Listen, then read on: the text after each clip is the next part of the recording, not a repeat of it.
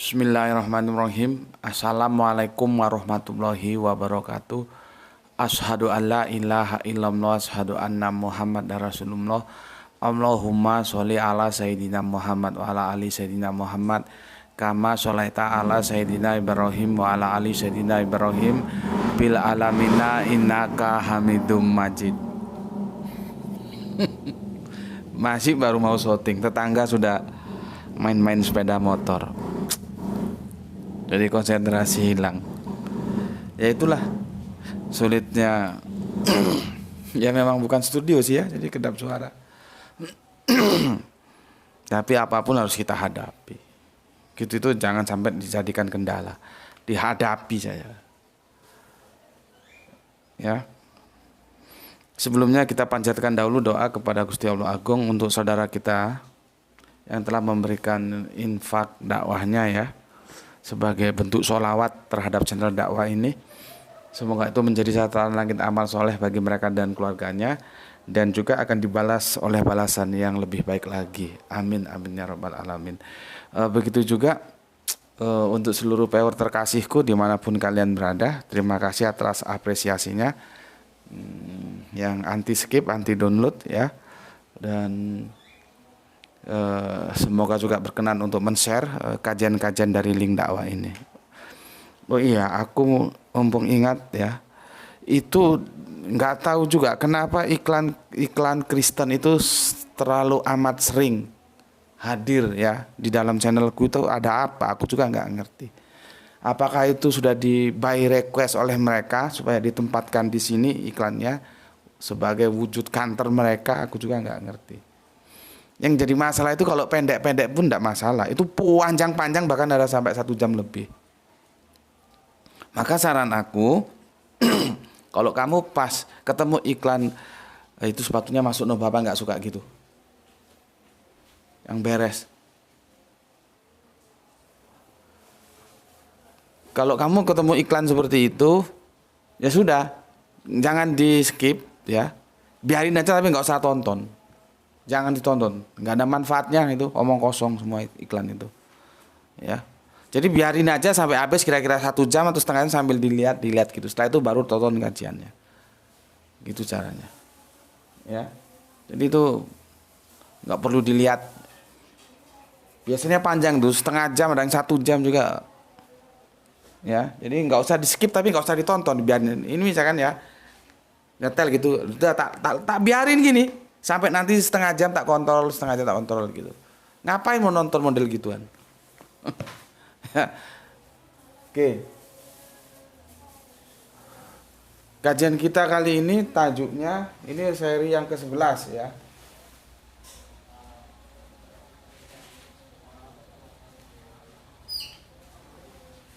Sudah aku ingatkan ya, iklan-iklan Kristen tuh nggak usah ditonton, nggak ada manfaatnya ya.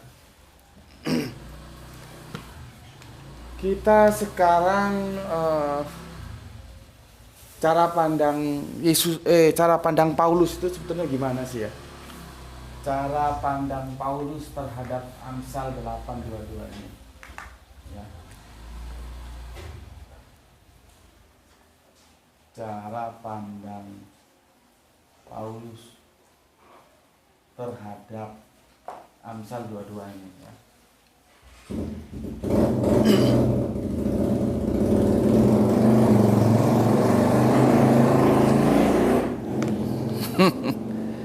Iya kan, Honda sepeda motor. Ini aku baru kehujanan, ini baru masuk rumah.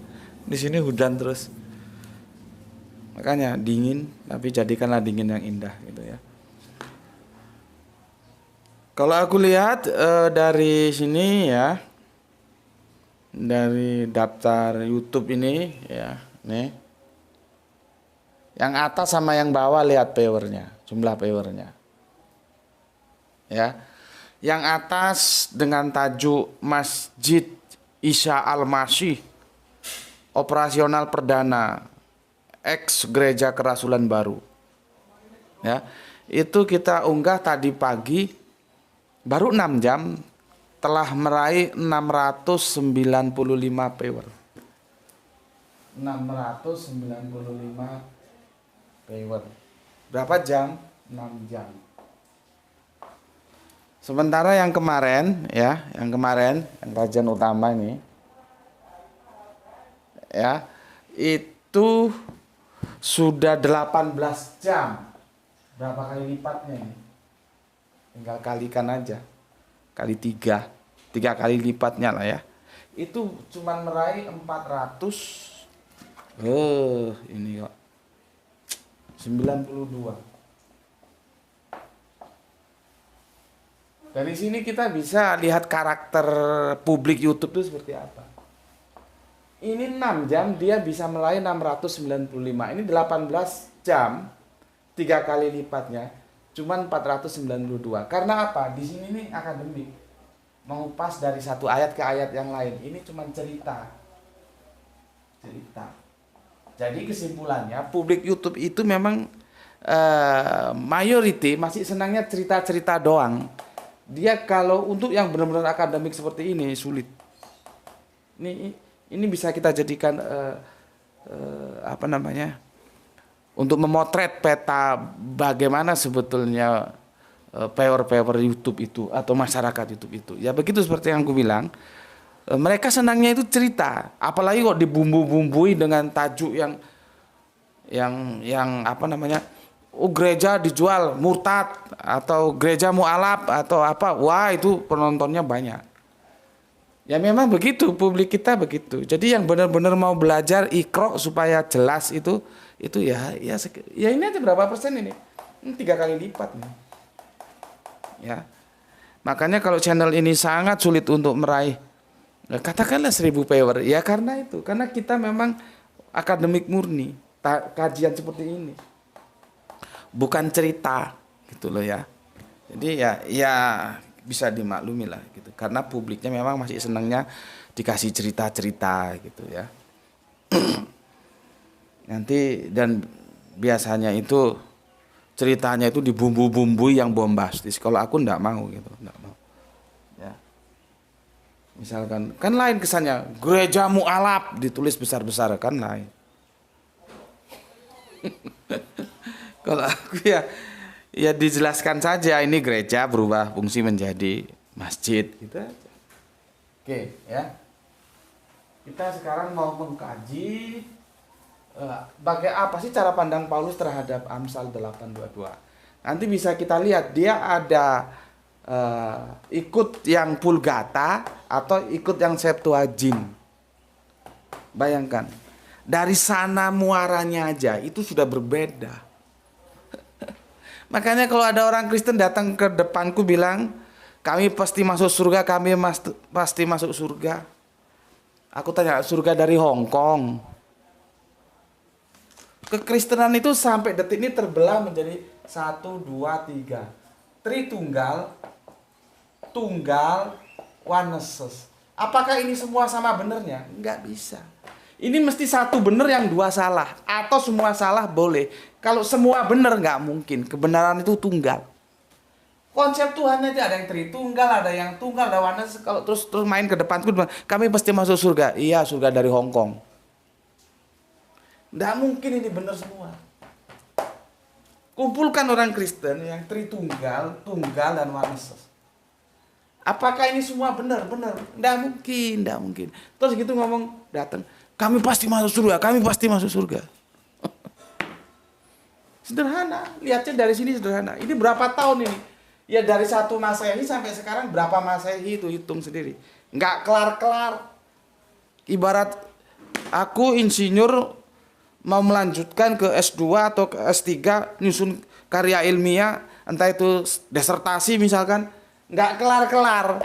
Ya di DO gitu loh. Aku itu kadang-kadang berpikir ya, banyak yang telah aku sampaikan dalam setiap episode itu kalian ngerti nggak ya? Karena aku mengukur ngerti enggaknya itu yang apa namanya? Yang bisa terukur itu ya dari komen-komen kalian gitu. Seperti kemarin itu yang seri 10 itu alhamdulillah sih teman-teman PR Islam itu paham. ya, aku lihat itu paham. Cuman belum memuaskan aku karena titik tumpu yang sebetulnya aku mau sampaikan itu kalian nggak ada yang komentar. Maka aku tanya, ini kira-kira ngerti nggak ya, paham nggak ya? Gitu. Apakah aku terlalu banyak menggelontorkan eh, pengamatan-pengamatan bagaimana sebetulnya teologis ini harus dipandang gitu atau gimana ya? Gitu ya. Nggak ada yang komentar tentang metafora dan harafiah. Sebetulnya intinya kemarin itu adalah metafora dan harafiah. Kesalahan itu karena suatu ayat yang sebetulnya itu metafora ini dipahami secara harafiah. Begitu juga ini yang sebetulnya ini harafiah dipahami metafora. Kan esa itu kan harafiah, bukan metafora. Esa itu ya tunggal. Nggak perlu terus metafora menjadi tritunggal. Itu sudah kebelangsak jauh. Sebetulnya ke sana intinya. Tapi aku lihat, aku baca, nggak ada yang membicarakan itu, ya nggak tahu lah kalian ngerti atau enggak gitu. Jadi walaupun secara umum kalian bagus lah ya, cuman belum memuaskan aku gitu. Ya. Kalau dibandingkan dengan komentarnya Kristen-Kristen itu. Kalau Kristen-Kristen itu kan ya ya seperti biasa aja lah ya. Entah karena apa sudah terlanjur terdogma atau gimana, ya kasih tahu ya tetap aja begitu ya. Komen dari Palu bagus ya, dari sangat edukatif. R ini dari mana ini ya? Terus dari Makassar DSD bagus. R kembali, assalamualaikum, waalaikumsalam. TH ini Gresik ya. Terima kasih. MX gitu aja ya. Ini dari Tanah Karo, terima kasih ya. Terus siapa ini?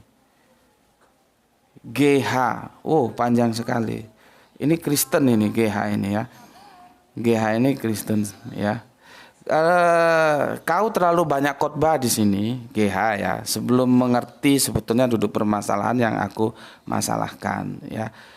Aku sudah memberikan proporsi yang sama, baik kepada Islam, kepada Kristen juga sama. Jangan khotbah di sini. Kalau kamu mau khotbah cari gereja, kamu ngelamar jadi pengkhotbah, kamu khotbah. Kalau di sini singkat aja, ayatnya ini menurut saya begini, menurut Gus Betik gimana? Gitu aja, nggak usah seperti ini kan wartawan punya. Seperti apa namanya, ringkasan-ringkasan ke catatan-catatan ketika orang mau khotbah. Jadi nggak usah khotbah di sini, ya, nggak usah khotbah di sini. Kenapa aku membenturkan antara ayat-ayat di dalam Bible yang itu terjemahan lama, ayat perjanjian lama maksudku, bukan terjemahan lama. Ya, aku sudah bilang, aku itu sebetulnya seandainya aku punya dana, aku akan terbang ke Israel. Entah 6 bulan kayak, entah 1 tahun kayak. Aku ingin studi keyahudian di sana, sekaligus belajar tentang perjanjian. Itu kan perjanjian lama kata orang Kristen. Orang Israel nggak terima itu disebut perjanjian lama, Torahnya itu. Ya, itu bisa-bisanya Kristen aja kasih judul perjanjian lama. Karena kalau perjanjian lama, wah, sudah expired, gitu ya. Karena begini, apakah perjanjian lamanya di Kristen ini ya, sama dengan perjanjian lamanya gitulah ya, dengan Torahnya orang Yahudi? Aku sampai sekarang belum tahu. Ya. Itu yang pertama. Yang kedua, apakah ini kan bukan kitab suci, ini kan terjemahan kitab suci. Apakah perjanjian lamanya, Torahnya orang Yahudi itu sudah diterjemahkan secara benar oleh orang Kristen? Gitu. Jadi kalau aku membenturkan antara Amsal dengan Kejadian 1:1, itu dalam rangka aku mencari kebenaran. Seandainya Rabi Topia bisa duduk bareng ke tempatku, aku akan belajar sama dia. Bagaimana Rabi sebetulnya ayat ini? Karena belum tentu loh itu bertabrakan kalau aku sudah mendapatkan penjelasan. Bisa saja terjemahannya salah, bisa saja ternyata Bible yang perjanjian lamanya Kristen sekarang ini tidak sama persis dengan yang dimiliki oleh teman-teman Yahudi. Itu masalahnya. Jadi kamu kok khotbah di sini? Nggak usah khotbah di sini. Ya, nggak perlu aku gini-gini. Ya. Dan ini berlaku untuk sama, untuk yang Islam, untuk yang Kristen aku kasih tahu, nggak usah khotbah di sini. Khotbah cari sana, ngelamar jadi tukang khotbah. Ya. Untuk SG, oh ya ternyata di sana juga sama-sama cuacanya bisa berubah ya. Ini hujan lagi. RD, jangan rame-rame, mantep Gus, cerdas. Enggak, jangan rame-rame. Biarin aja. Duduk aja kamu situ. Biarin. Dia bunyiin mercon tak apa, biarin. Nganggap aja itu hiburan. Iya Mas RD, lain kali kasih tahu ya namanya dari mana gitu ya. Asalnya dari mana Mas RD. Jangan rame-rame, mantap Gus, cerdas. Iya, mereka berhitung aja nggak bisa. Bagaimana tidak kebelangsak? Kok jadi sampai sekarang masih terjerat pada dogma Tritunggal. Mas NR dari Cikarang Bekasi, saya tertinggal banyak kajian-kajian. Mudah-mudahan bisa nyicil ketinggalannya. Monggo Mas, mungkin sibuk dengan keseharian ya. Monggo silahkan. Yang penting Anda punya semangat belajar ya. Salam untuk keluarga di Cikarang Bekasi.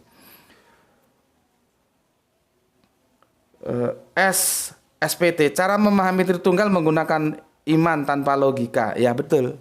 Karena dia itu dogma. Benar ini. Ini teman Kristen ini apa teman Islam nggak tahu aku namanya. SPT. Cara memahami Tritunggal menggunakan iman tanpa logika. Betul itu. Makanya kan aku sudah tuh bikin YouTube-nya. Tritunggal itu hidup di dogma, mati di logika. Betul ini. Nggak tahu ini teman Kristen atau teman Islam. NS, Assalamualaikum Gus. Kapan Gus datang ke Taiping, Perak, Malaysia? Beritahu segera bila Gus sudah siap. Kami senantiasa menunggu kedatangan Gus. Gimana nih maksudnya? Beritahu segera bila Gus sudah siap. Lah siapnya ya tiap hari siap, tapi tiket ke sana bagaimana? Terus visanya? Monggo kalau misalkan mau ngundang ke Malaysia, silahkan.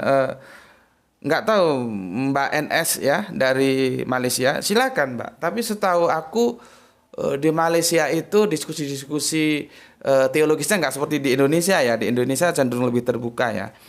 Monggo Mbak diatur aja bagaimana baiknya kalau memang mau mengundang ke Malaysia, saya siap. Ya nanti topik apa. Jadi jangan aku ke sana cuman jalan-jalan, nggak mau aku. Ya kita di sana harus gelar kajian dong, minimal 3 atau ya minimal 3 masjid lah, atau 3 kajian meskipun nggak harus di masjid, di tempat-tempat kelompok-kelompok sosial ya, nggak masalah. Atur aja Mbak NS ya, supaya kita bisa bertatap muka langsung. Terima kasih perhatiannya untuk Mbak NS yang ada di negeri jiran Malaysia. Untuk yang kemarin lalu itu beri aku kaos itu dari apa itu ya? Cari nol ya, kaos yang Gus betik itu ada di anunya Bapak. Ambil aja salah satu, itu ada 6 kaos itu. Iya. Itu dari mana itu ya? Untuk Mas HC AM Askum Makassar Nyimat. Oke. Mas Turen Kidul, terima kasih.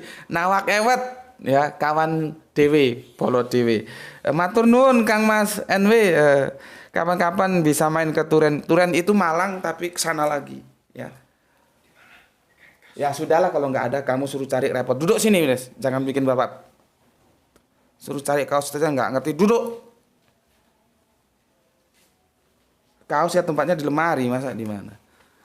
Oke, Turen Kidul ya. Terus Mas RD, hari gini masih percaya dogma, mana akal sehatmu? Iya ya itulah Mas ya. GG ya, GG. Masih setengah 12, belum 12 pas. Mas JH semangat. Terus ini Kristen satu ini sudah sering sebetulnya ya, dia apa ya terlalu semangat untuk menyampaikannya, dan ketika salah ditunjukkan salahnya, dia nggak merenungkan dari kesalahan itu, dia lari ke hal yang lain ya. Seperti ini, aku sama dengan hikmat. Tuhan menciptakan aku karena aku sama dengan hikmat. Maka dengan memakai otak sedikit saja bisa disimpulkan Tuhan menciptakan hikmat. Ini logika anak SMP aja atau anak SMP itu belajar. Jika A sama dengan B, B sama dengan C, maka A sama dengan C. Anehnya Anehnya yang ngaku-ngaku akademis nggak tahu hal remeh-temeh sebegini. Kamu belum lahir aku sudah tahu seperti ini. Orang aku orang eksak kok. Ini di Aljabar ini kamu belum lahir, kamu belum bisa pakai celana aku sudah tahu. Kamu yang goblok. Aku tanya, hikmah itu siapa? Inilah masalahnya kemarin aku bilang. Ini metafora bukan harafiah. Kalau aku adalah hikmat, ya sekarang hikmat itu siapa? Ngerti nggak kau? Supaya kamu nggak goblok. Kalau A sama dengan B, B sama dengan C, maka A sama. Kamu belum lahir aku sudah tahu. Aku ini orang eksak. Masalahnya aku ya di Amsal 8:12. Aku adalah hikmat. Terus hikmat itu siapa aku tanya? Kamu kan muter seperti anjing. Anjing yang gigit ekornya. Aku adalah hikmat. Kan begini. Mana?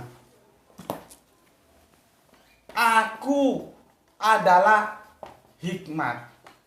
Pertanyaannya, aku ini siapa? Paling kamu jawab hikmat. Terus aku tanya, hikmat itu siapa? Ya kamu jawab aku. Kan goblok itu namanya. Bagaimana kamu bisa ngerti keselamatan kalau gitu? Aku adalah hikmat. Aku tanya, hikmat itu siapa? Itu masalahnya, makanya aku bilang kemarin. Dan ini juga peor Islam juga kurang paham banget. Masalah kita kemarin itu adalah bagaimana ayat harafiah itu harus dipahami secara harafiah dan metafora dipahami secara metafora. Di sana sebetulnya ini kajian yang kemarin.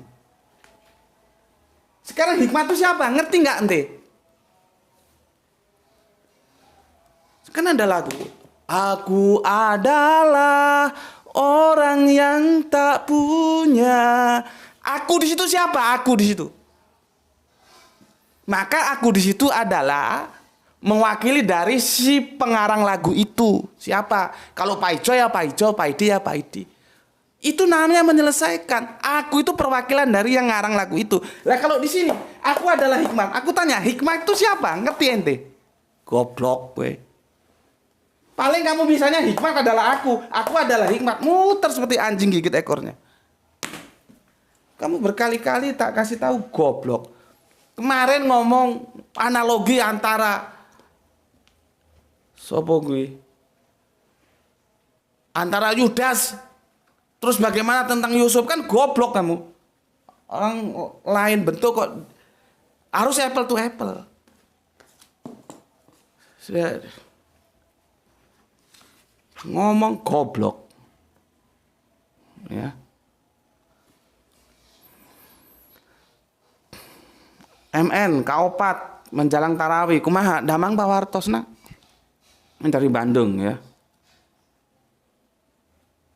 Kan nggak selesai nih. Aku adalah hikmat. Iya, hikmat itu siapa? Karena metafora itu mesti menggambarkan sosok. Sosok itu siapa? Dia digambarkan dalam metafora itu.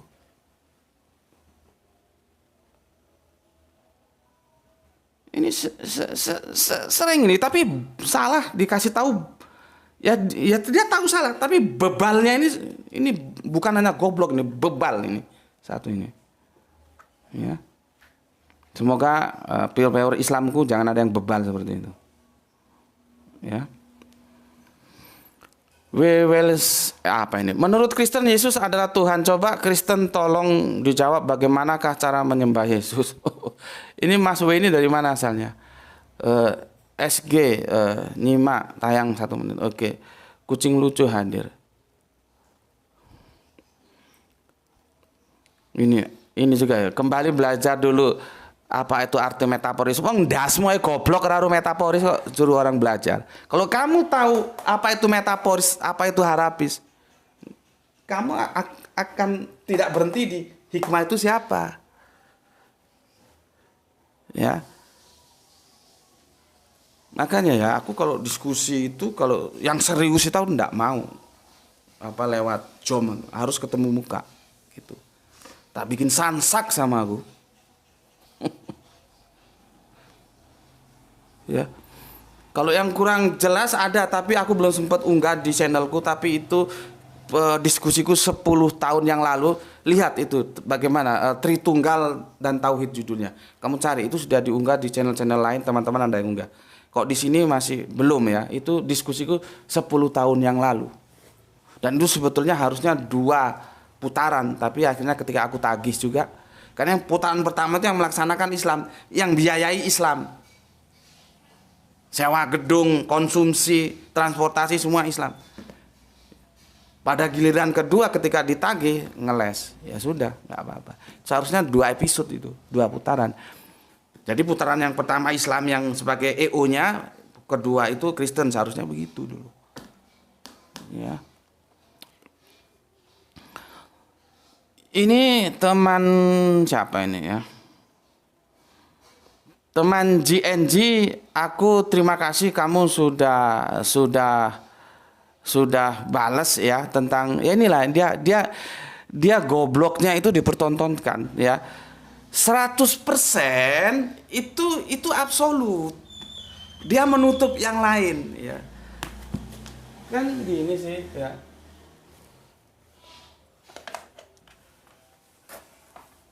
Orang gini aja dia gak ngerti. 100% itu ya persen itu sama dengan 100 per 100 sama dengan 1. Dia sama dengan absolut. Misalkan 100% A, maka B, C, D itu tidak boleh masuk karena sudah ditutup absolut sama A itu 100%, gitu loh maksudnya. Kalau 100% B ya B aja. Nggak ada satu objek itu 100% A, 100% B, nggak ada. Jadi untuk Mas J ini ya, J ini terima kasih sudah dibantu ya. Ini konyol ini. Nggak ada namanya teori fisika cahaya itu 100% gelombang, 100% partikel. Itu dosen goblok nek nerasno ngono. Kalau cahaya itu 100% gelombang, maka dia ya sudah gelombang. Kalau dia 100% partikel, ya dia sudah 100% partikel. Nggak bisa satu objek 100% ini, 100% itu nggak bisa. Gitu kok mau main. Aku sudah SMP sudah asam garam fisika. Ya. Ya ini kualitasnya goblok seperti ini. Coba Mas JNJ tolong dia suruh tanya sama bapaknya. Bapaknya itu 100% laki atau 100% perempuan gitu. Apa dia ditanya. Dia itu 100% laki atau 100% perempuan? Jangan-jangan jawabnya tergantung suasana. Ya. Kalau malam saya 100% perempuan, namanya siapa? Tince. Kalau siang 100% laki. Namanya siapa? Tono. Coba, kalau dia nanti ngelamar kerja, jenis kelamin apa? Coba, suruh tanya dia. Nggak ada fisika menjelaskan cahaya itu 100% gelombang, 100% partikel. Kalaupun ada, itu dosen goblok gitu. Karena kalau sudah 100%, dia menutup yang lain. Sudah penuh. Cahaya ya cahaya, gelombang ya gelombang. Tinggal mana yang mau dipanggil gitu loh. Ya Mas JNJ ya, tolong dia suruh tanya bapaknya itu 100% laki atau 100% perempuan ya. Karena nggak mungkin dalam satu waktu bapaknya itu 100% laki, 100% perempuan. Dan itu nggak salah, videonya sudah aku bikin tentang Yesus itu tidak mungkin 100% manusia, 100% Allah. Itu ada videonya, carilah sana. Ya. Ini muka tembok nggak punya malu ya begini. Berapa kali dia salah dibenarkan.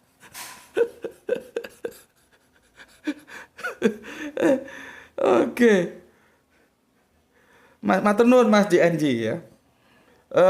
Dede dari Brebes nyimak. Mas Dede, matur nuwun ya ini. Terus apa lagi ini? Waduh, panjang sekali ini. Aku nggak sempat baca ini ya. Ya. Yang bilang malaikat tidak menciptakan ya, bilang malaikat menciptakan juga siapa? Jadi sudah panjang out of the box lagi ya.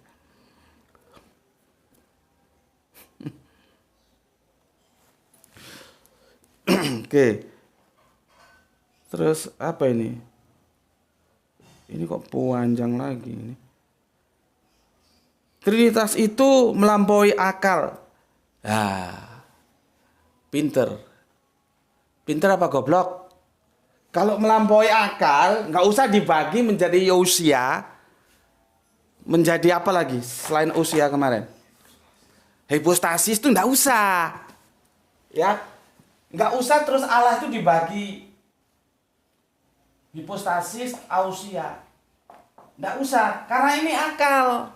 Kamu bilang melampaui akal, jadi nggak usah. Jadi ini goblokmu itu tambah nampak, makanya kamu percaya Tritunggal. Ngomong sendiri melampaui akal. Kenapa di akal-akal? Sayang ini nggak ada pisang ya. Nggak ada pisang, ada jeruk. Coba pisang sama jeruk. Kalau ada buah 3 ya. Jadi Tritunggal itu bukan masalah nama jenis atau proper name, bukan di sana. Ya, bukan di sana masalah. Itu nanti ada kajian tersendiri. Ya. Ada kajian tersendiri. Aku peragakan. Saking nggak ada. Kemarin kan sudah jelas. Nggak ada buah lagi. Ada buah apa tanya? Itu bawa sini aja, yang itu bawa sini. Nih ya. Ini ada proper. Ya. Ya. Ini ada nama jenis. Nama jenis ya. Ini perhatikan. Ini proper. Sama aja, ini jeruk. Oh, ini lemon. Ya.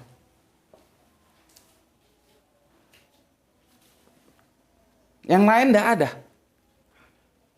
Ya sudahlah. Karena ini orangnya goblok, nanti nggak bisa bedakan dia. Proper name. Siapa, Bab?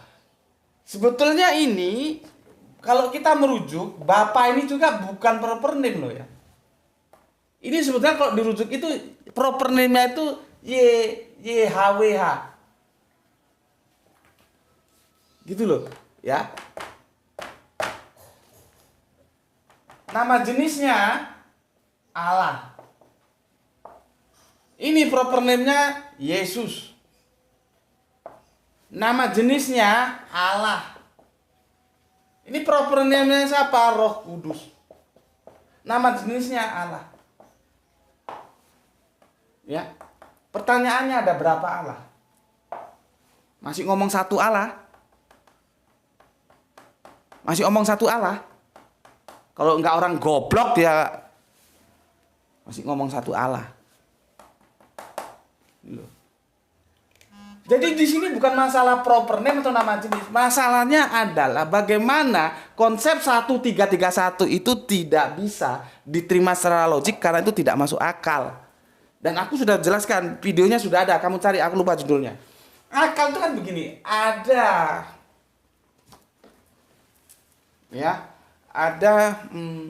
rasio, ya, rasional. Ini irasional, ini transrasional. Jadi begini, bagiannya 3 begini. Ini transrasional, ini rasional, ini irasional. Tidak masuk akal, melampaui akal. Tapi kalau orang goblok, dia akan terjebak. Bagaimana membedakan yang melampaui akal dan tidak masuk akal? Itu videonya sudah ada, silakan tonton. Kalau aku ngomong, ada orang makan kaca, itu dia masuk ke dalam melampaui akal. Karena apa? Bisa dibuktikan. Di daerahku itu Jaran Kepang itu makan kaca. Itu rasio nggak bisa menjelaskan. Tapi buktinya ada. Itu melampaui akal. Kalau irasional, ada orang makan lokomotif. Nah itu irasional. Otak nggak masuk dan memang dibuktinya nggak ada, maka dia nggak masuk akal. Nah, Tritunggal itu irasional, bukan transrasional. Sama dengan ini, aku ganti sekarang. Ada harusnya 3, cuman ada 2 ya. Budi dikasih buah. Ya, ini ya kembali ya nerangno seperti anak SD dong, goblok minta ampun. Ini proper name-nya apa ini? Pisang. Nih pisang, ya ini pisang nih proper name-nya. Ini apa? Nama jenisnya apa? Buah. Ini apa? Jeruk, proper name-nya. Nama jenisnya apa? Buah. Seandainya ada lagi, ini apa? Durian misalkan lah ya. Durian. Proper name-nya apa? Buah. Pertanyaannya, ada berapa buah? Ngomong satu buah. Coba. Pertanyaannya, ada berapa buah? Masih mau ngomong satu buah? Sama tadi itu. Bapa, Yesus, Roh Kudus. Allah, ada berapa Allah? Masih ngomong satu Allah?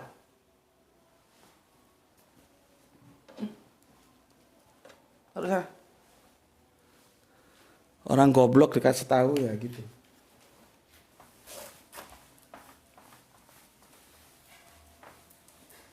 Ya. Oke, sudah selesai. Sekarang aku kembali ke topik kita.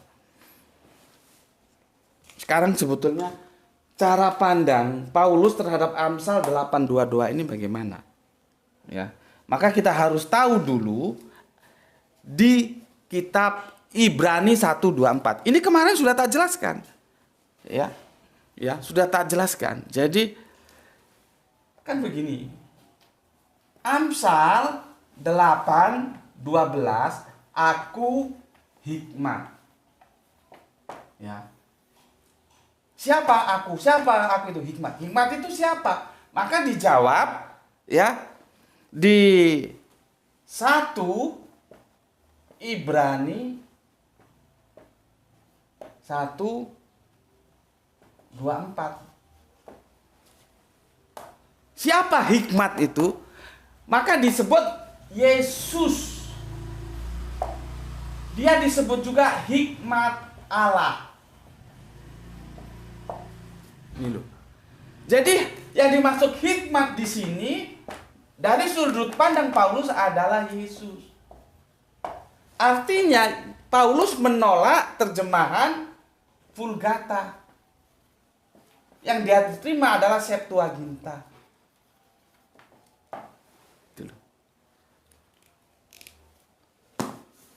Jelas. Jadi hikmah di sini adalah Yesus. Kita baca ayatnya. Ibrani 1:4. Tetapi untuk mereka yang dipanggil baik orang Yahudi maupun orang bukan Yahudi, Kristus adalah kekuatan Allah dan hikmat Allah.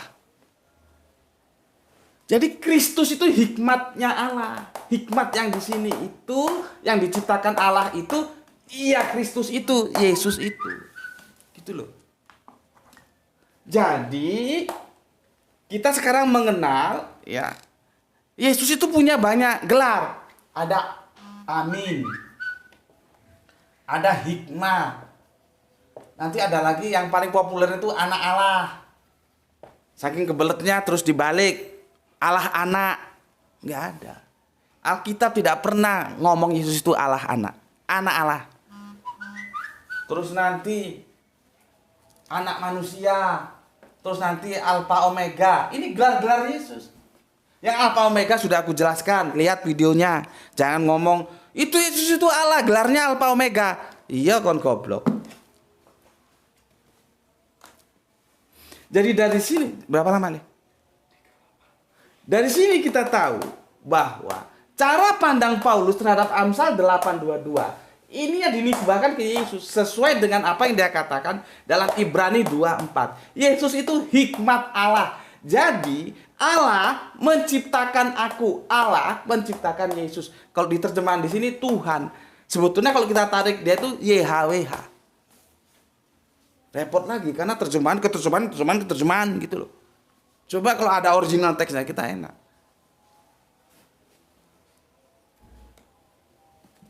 Paham sampai di sini?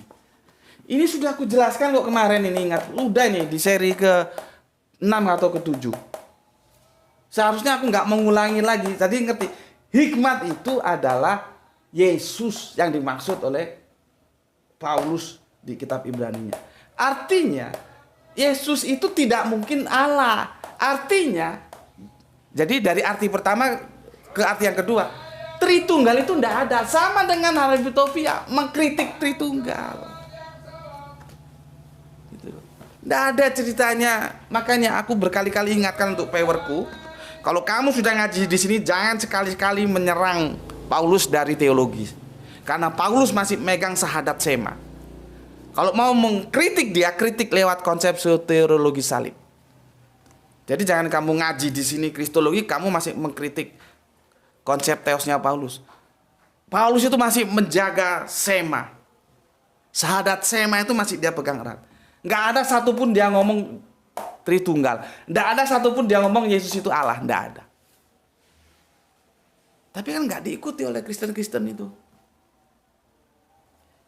Yang sepertiga maksudku. Kan jadi 2/3 Kristen. Jadi 3 kan. Jadi 3 kelompok. Yang sepertiga yang mainstream Tritunggal ini nggak ngikut. Padahal suratnya itu mendominasi perjanjian baru. So. Ya. Ini kuncinya. Maka dia akan merujuk ke Kolose 1:15. Ya. Tadi udah paham ya bahwa Paulus itu mengikuti Septuaginta, tidak mengikuti Vulgata. Ya. Oke. Sekarang lihat di Kolose 1 ya.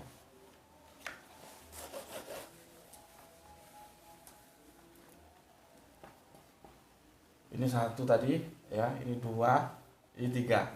Kolose 1:15. Dia paralel. Bahwa Yesus itu ciptaan mula-mula. Paralel. Yang namanya ciptaan itu enggak mungkin Allah. Dulu. Yesus itu ciptaan mula-mula. Ya. Kita baca kitab Kolosenya. Ya. Supaya kalian tahu. Judulnya aja keutamaan Kristus nih judulnya. Keutamaan Kristus. Ia adalah gambar Allah yang tidak kelihatan, yang sulung, lebih utama dari segala yang diciptakan.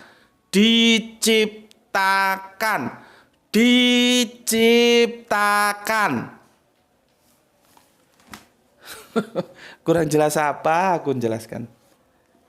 Ini diciptakan Yesus itu. Ya. Ke ayat 17-nya. Ia ada terlebih dahulu dari segala sesuatu dan segala sesuatu ada di dalam dia. Masa aku ulangi lagi? Dia itu lebih dahulu dari segala sesuatu dan segala sesuatu itu ada dalam Yesus gitu loh. Jadi sebelum semua ini ada, Yesus sudah diadakan dulu sama Allah. Ke surat 17-nya. Ya. Jadi kamu supaya ngerti. Ya. Sekarang apakah Yesus itu bisa atau gini lah ya. Kamu mungkin punya teman Yahudi, coba tanya, apakah Yesus itu YHWH? Coba. Itu cara anunya. Cara mengujinya di situ. Supaya kalau otakmu terlalu sulit mendengar penjelasanku atau memang karena ada resistensi gitu ya. Coba tanya baik sama teman-teman Yahudi. Apakah Yesus itu YHWH? Apakah yang disembah orang Israel itu sama yang disembah orang Kristen? Sekalian tanya, apakah yang disembah orang Israel, Yahudi itu sama dengan disembah orang Islam? Itu ada minimal aku lihat 2 atau 3 video. Mereka yang mengatakan sama. Cuman mereka memanggil YHWH, kami memanggilnya Allah. Itu namanya kalau orang mau mencari keselamatan begitu. Ya. Jadi jangan kebanyakan khotbah nggak tahu ujungnya. Nanti ini akan benturan ini. Nanti tak tunjuk no. Kalau kita sudah di akhir ini masih ada di sebelah. Amsal nanti ini pernyataannya ada yang benturan dengan Yesaya. Makanya aku bilang, seandainya aku bisa duduk bareng dengan teman-teman Yahudi, enak, aku bisa tanya langsung. Ini gimana kok begini? Karena apa? Aku tidak yakin Bible perjanjian lama di tangan orang Kristen sekarang itu sama persis dengan Bible-nya perjanjian lamanya orang-orang Yahudi. Contohnya gampang. Kenapa orang Kristen itu mau makan babi? Karena di imamat itu babi sudah menjadi babi hutan. Sementara cara pandang Yahudi tidak begitu. Babi ya tetap babi. Mau babi rumahan kayak mau babi hutan ya tetap babi. Dan itu haram. Nah, kan ini berarti kan masalahnya apa? Terjadi tahrib tahrib itu perubahan kalau bahasa Al-Qur'an. Ya. Yang menyimpang jauh. Makanya orang Kristen makan babi. Efek apa? Kitab suci ya. Sekarang kalau misalkan ini ada. Misalkan itu aku dikasih Torah, imamatnya orang Israel sana asli. Aku baca imamat 11 kalau nggak salah itu. Bagaimana bunyinya? Gitu loh. Karena itu babi hutan yang kalau di kita ini babi hutan jadinya. Padahal setahu yang aku tahu, mau babi hutan kek, mau babi rumahan kek, najis. Orang Israel tidak mau makan, sama dengan orang Islam, karena syariat itu masih tetap berlaku. Ya, berapa lagi? Soal Korintus itu dapat gelar amin, itu bisa dilihat di 2 Korintus 1:20 ya. Tapi sudahlah, nanti kalau terlalu banyak tak kasihkan kamu tambah nggak fokus. Ya, mungkin besok kita lanjut. Ini sudah aku bicarakan ya. Jadi intinya cara pandang Amsal 22 dari Paulus itu dia merujuk ke Septuaginta, bukan Vulgata, ya. Kita lihat ada korelasi antara Amsal dan Ibrani dan Kolose. Ibrani dan Kolose ini tulisannya si Paulus, ya. Ya. Aku kira itu dulu, besok kita lanjutkan ya. Masalah hikmat sudah aku jelaskan tadi ya, sejelas-jelasnya. Kalau masih nggak jelas saja ya sudah. Ya. Aku kira itu dulu, sampai ketemu lagi ya. Untuk saudara-saudaraku yang sedang berpuasa, sebentar lagi ini berbuka ya. Semoga puasanya dan puasa kita semua, nah itu sudah adzan, tercatat sebagai amal soleh ya, sehingga kita diterima oleh Allah yang Maha Agung menjadi hamba-hamba yang muslim, yang tunduk patuh ya. Oke, itu dulu dan semoga sehat selalu dan rezekinya yang barokah. Bismillahirrahmanirrahim. Selamat berbuka puasa untuk saudara-saudara Islamku. Alhamdulillahirabbil alamin.